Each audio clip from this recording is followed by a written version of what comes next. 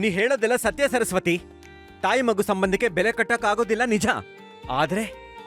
ಆದ್ರೆ ಧರ್ಮದ ಪ್ರಕಾರ ಗೃಹ ಕೃತ್ಯಗಳು ಪತ್ನಿಯ ಹೊಣೆ ಆದ್ರೆ ಹೊರಗೆ ದುಡಿಯೋದು ಪತಿಯ ಜವಾಬ್ದಾರಿ.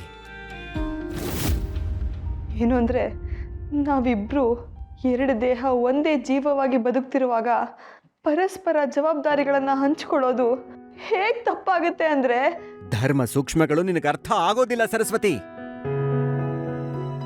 ಸುಖ ದುಃಖ ದೇಹ ಮನಸ್ಸುಗಳಂತೆ ದುಡಿಮೆಯನ್ನು ಹಂಚಿಕೊಂಡು ಸಹಮತದಿಂದ ಬದುಕೋದು ಧರ್ಮ ಬಾಹಿರ ಹೇಗಾಗುತ್ತೆ ಅಂದ್ರೆ ಸರಸ್ವತಿ, ಸಹಮತದಿಂದ ಬದುಕೋದು ಧರ್ಮ ಬಾಹಿರ ಅಲ್ಲ. ಸಹಧರ್ಮಿಣಿಯನ್ನ ರಕ್ಷಿಸಲಾಗದೇ ಇದ್ರೆ ಅದು ಧರ್ಮ ಬಾಹಿರ. ಪತಿಯಾದವನು ದುಡಿಯೋಕೆ ಸಮರ್ಥನಿರುವಾಗ ಪತ್ನಿಯು ಹೊರಗಡೆ ದುಡಿಯೋಕೆ ಹೋಗಬಾರದು. ಹೀಗೆ ಅಂತ ಧರ್ಮ ಗೆರೆ ಹಾಕಿದೆ. ಯಾಕ್ ಗೊತ್ತಾ? ಅವಳ ರಕ್ಷಣೆಯ ದೃಷ್ಟಿಯಿಂದ. ಅಬಲೆಯಾದ ಹೆಣ್ಣು ಪರಪುರುಷರ ವಕ್ರದೃಷ್ಟಿಗೆ ಬಲಿಯಾಗಬಾರದು ಅನ್ನೋ ಕಾಳಜಿಯಿಂದ. ಧರ್ಮವನ್ನು ರಕ್ಷಿಸಬೇಕಾದ ನಮ್ಮಂಥವರೇ ಕ್ಷಣದ ಭಾವುಕತೆಗೆ ಒಳಗಾಗಿ ಧರ್ಮವನ್ನ ಗೌರವಿಸದೇ ಇದ್ರೆ ಮುಂದೆ ನಡೆಯುವ ಅನಾಹುತಗಳಿಗೆ ನಾವೇ ಅವಕಾಶ ಮಾಡಿಕೊಟ್ಟಕ್ಕಾಗೋದಿಲ್ವೇ? ಧರ್ಮ ಸೂಕ್ಷ್ಮಗಳು ಕೆಲವೊಮ್ಮೆ ಕಠಿಣ ಅನ್ಸಿದ್ರು ಅದು ನಿರ್ಮಾಣ ಆಗಿರೋದು ಜಗತ್ತಿನ ಒಳಿತಿಗಾಗಿ ಅನ್ನೋದನ್ನ ನಾವು ಮರಿಬಾರ್ದು. ಕ್ಷಮಿಸಿ ಅಂದ್ರೆ ಕ್ಷಮಿಸಿ. ನಾನು ಯಾವತ್ತೂ ನೀವು ಹಾಕಿದ ಗೆರೆನ ದಾಟ್ದವಳಲ್ಲ. ಕರುಳಿನ ಸಂಕಟ ಧರ್ಮ ಸೂಕ್ಷ್ಮವನ್ನ ಮರೆಸ್ಬಿಡ್ತು. ಈಗ ಈ ಹಣ್ಣನ್ನ ಏನ್ ಮಾಡ್ಲಿ ನೀವೇ ಹೇಳಿ. ತಾಯಿ ಅಲಕ್ಷ್ಮಿ, ಎಂಥ ಸಂದಿಗ್ಧ ಪರಿಸ್ಥಿತಿಯಲ್ಲಿ ತಂದಿಟ್ಬಿಟ್ಟೆ ತಾಯಿ. ಅಮ್ಮ, ಆ ಹಣ್ಣು ಕೊಡಿಲ್ಲಿ. ಅಪ್ಪ, ನನ್ನ ಹಸುವಿನ ಕಾರಣದಿಂದ ನೀವಿಬ್ರು ಮನಸ್ತಾಪ ಮಾಡ್ಕೋಬೇಡಿ. ಇನ್ನು ಮುಂದೆ ಹಸುವಂತ ಏನೂ ಕೇಳಲ್ಲ. ಈ ಬಾಳೆಹಣ್ಣು ಕೂಡ ನಾನು ತಿನ್ನೋದಿಲ್ಲ. ನೀವು ಜಗಳ ಆಡಬಾರ್ದು. ಅಮ್ಮ ಅಳ್ಬಾರ್ದು.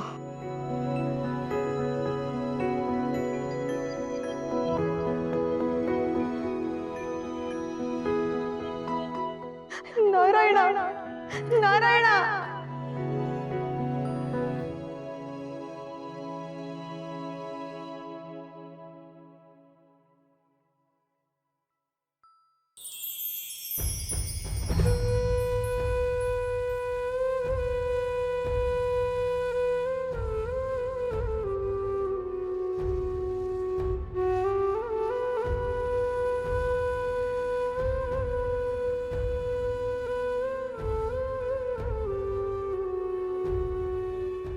ಚಿನ್ನದ ತೊಟ್ಲಲ್ಲಿ ಆಡಿ ಬೆಳೆದವಳು ಸರಸ್ವತಿ. ನಾನೊಬ್ಬ ಸಾಮಾನ್ಯ ಅಂತ ತಿಳಿದೂ ಸಹ ನನ್ನ ವರೆಸಿ ಕೈ ಹಿಡಿದು ಬಂದವಳು. ನನ್ನ ಕಷ್ಟ ಸುಖಗಳಲ್ಲಿ ಜೊತೆಯಾಗಿ ಬಂದವಳು.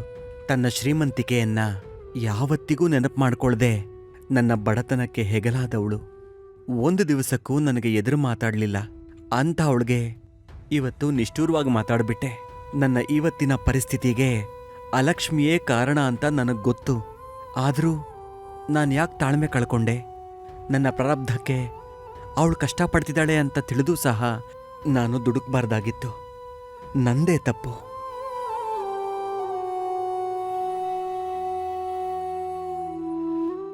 ಮದುವೆ ಆಗಿ ಇಷ್ಟು ವರ್ಷಗಳಾದರೂ ನಾನು ಅವ್ರನ್ನ ಅರ್ಥ ಮಾಡ್ಕೊಳ್ಳೋಕ್ಕೆ ಆಗಲಿಲ್ಲ.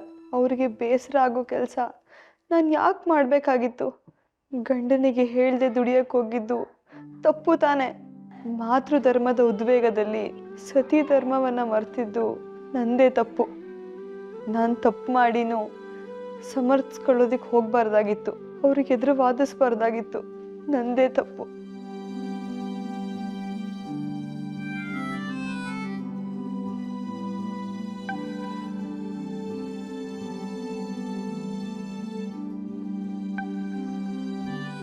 ಯಾಕಂದ ನಿದ್ದೆ ಬರಲಿಲ್ವಾ?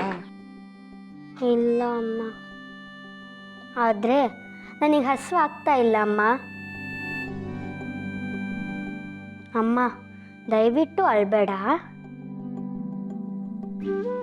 ಇನ್ಮೇಲೆ ನಿನ್ನ ಏನೂ ಕೇಳಲ್ಲ, ಹಸುವು ಅಂತಲೂ ಹೇಳಲ್ಲ. ನನ್ನಿಂದನೇ ಅಲ್ವಾ ಅಪ್ಪ ನೀನು ಜಗಳ ಆಡಿದ್ದು.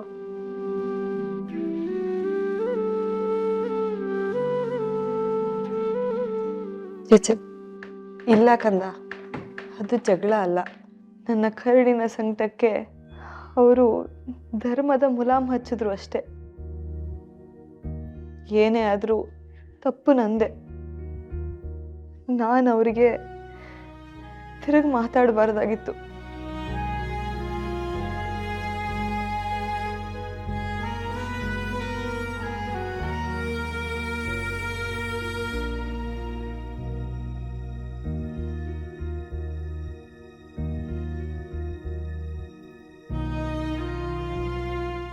ಸರಸ್ವತಿ, ತಪ್ಪು ನಿಂದಲ್ಲ, ನಂದೆ. ಹೆಂಡತಿಯ ಜೊತೆ ಎಷ್ಟೇ ಒಡನಾಟ ಇದ್ರೂ ಹೆತ್ತ ಕರುಳಿನ ಸಂಕಟ ಗಂಡ ಆದವನಿಗೆ ಅರ್ಥವಾಗದು.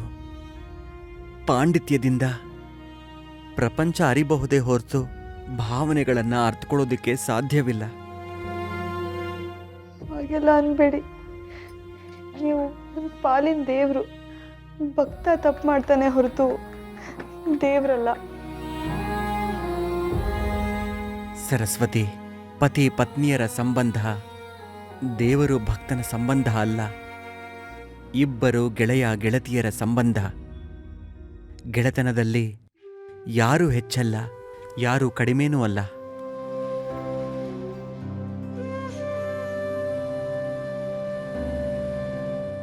ಹಾಗಾದ್ರೆ ನಿಮ್ಮಿಬ್ಬರಲ್ಲೂ ಮುನ್ಸಿಲ್ವಾ ಅಪ್ಪ? ನಿಮ್ಮಮ್ಮ ನನ್ನ ಜೀವ ಮಗನೇ. ಜೀವದ ಜೊತೆ ಮುನಿಸ್ಕೊಂಡ್ರೆ ಬದುಕೋಕ್ಕಾಗುತ್ತಾ? ಅಪ್ಪ ಅಮ್ಮ, ನನಗೀಗ ತುಂಬ ಸಂತೋಷ ಆಯಿತು. ನಾನೀಗ ನೆಮ್ಮದಿಯಿಂದ ಮಲ್ಕೋತೀನಿ.